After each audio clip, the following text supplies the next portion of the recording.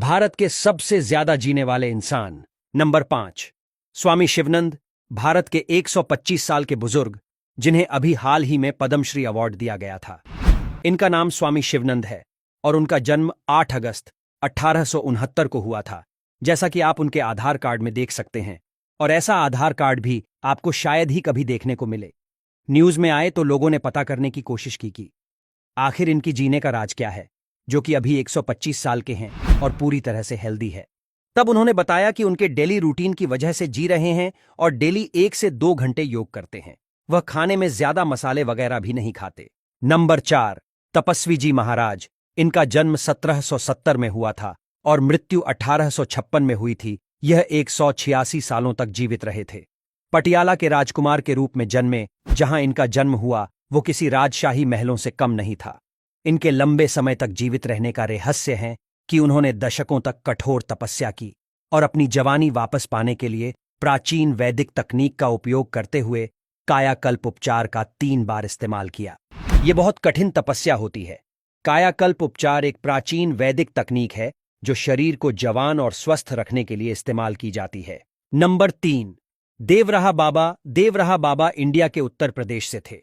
इनका जन्म 1740 में हुआ था और मृत्यु 1990 में हुई थी। यह कुल 250 सालों तक जीवित रहे थे और इन्होंने बहुत अलौकिक सिद्धियां प्राप्त करी थीं।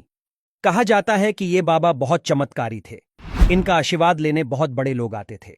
देश के पहले प्रधानमंत्री जवाहरलाल नेहरू, राजीव गांधी से लेकर अटल बिहारी वाजपेयी भी आ चुके हैं। नंबर 2, महाष्टा मुरासी।